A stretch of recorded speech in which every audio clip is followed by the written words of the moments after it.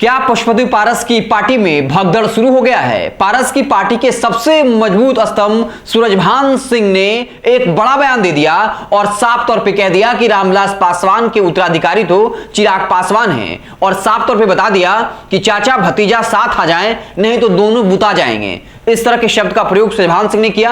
एक इंटरव्यू ने बाकायदा बिहार की सियासत में खलबली मचा दी है और साफ तौर पे कहा कि चिराग पासवान और पशुपति पारस को साथ आ जाना चाहिए और यह भी कहा कि जब मैं प्रेस कॉन्फ्रेंस में मौजूद था और पारस ने कहा कि मेरा खून और चिराग पासवान का खून अलग है, तब मेरे आत्मा को बहुत ठेस पहुंची और यह कहा कि अभी भी मेरे दिल में रामविलास पासवान जो है वो बसते हैं। चाचा भतीजा के बारे में हमको ज्यादा नहीं पता है, लेकिन ये दोनों साथ आ जाएंगे तो भला है। अब पारस भी कितना दिन बचेंगे, सब परिवार एक हो जाए, रामविलास पासवान भी यही चाहते थे।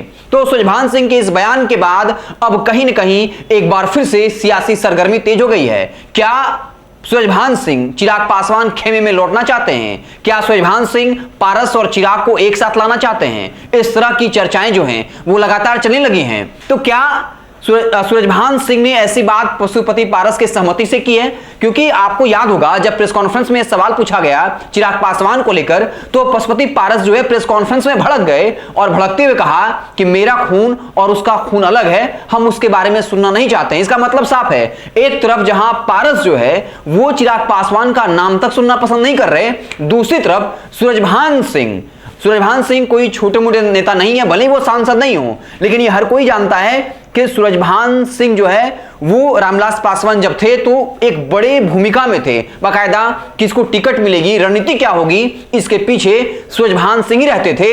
और सूरजभान सिंह ने साफ बताया कि चिराग पासवान के जो 5 सांसद अलग हुए और उनसे सवाल पूछा गया कि आपके समर्थन में जो 5 सांसद थे वो चिराग पासवान को छोड़कर चले गए, तब सूरजभान सिंह ने कहा कि हम चाहते थे कि हम एनडीए गठबंधन में रहे और हमने बकायदा ये प्रस्ताव रखा था कि 6 सांसद हैं, हमें 36 सीट विधानसभा की चाहिए, लेकिन उस वक्त जेडीयू एनडीए गठबंधन में था, हमारी बातचीत नहीं हो पाई, चिराग पासवान अड़ गए, इसलिए मनमुटाव हुआ और 5 सांसद जो है वो पारस के खेमे में चले गए।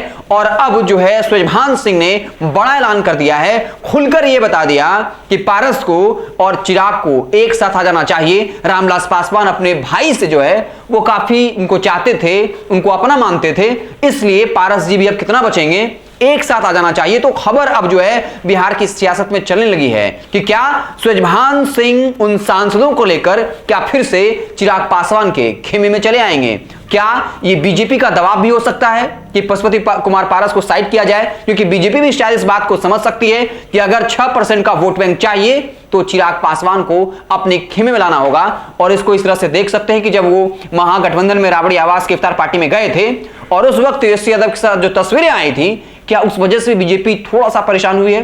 तो इसको लेकर अलग अलग तरह की बातें चल रही है, लेकिन साफ है सूरजभान सिंह के इस बड़े ऐलान के बाद बिहार में सियासी तापमान अपने चरमोत्कर्ष पर पहुंच गया है कि क्या वाकई में अब सूरजभान सिंह, ये हर कोई जानता है, वो भले ही सांसद न हो, मंत्री ना हो, लेकिन उनके जो सांसद हैं कम से कम 3 सांसद, अगर प्रिंस पासवान की बात छोड़ दें, पारस की बात छोड़ दें, तो 3 सांसद तो ऐसे जरूर हैं जो जो उनके कहने पर कभी भी चिराग पासवान की तरफ पाला बदल सकता है। आप क्या कुछ सोचते हैं, कमेंट बॉक्स में जरूर बताइएगा। बहुत बहुत धन्यवाद। अगर ये वीडियो पसंद आई और वह बिहार के राजनीति और बिहारियत से सरोकार रखेनी तो सब्सक्राइब बटन दबा के चैनल के सब्सक्राइब कर ली। ओजे एगो घंटी बा, ओकरा बटन दबा देला से कुल सटीक और मारक खबर रुआ मुफ्त में मिल जाई। अगर रुआ पत्रकारिता के हमनी के नया प्रयोग में सहयोग कर चाहतानी तो ज्वाइन बटन दबा दी। पेटीएम नंबर नोट कर ली 9386816700। धन्यवाद।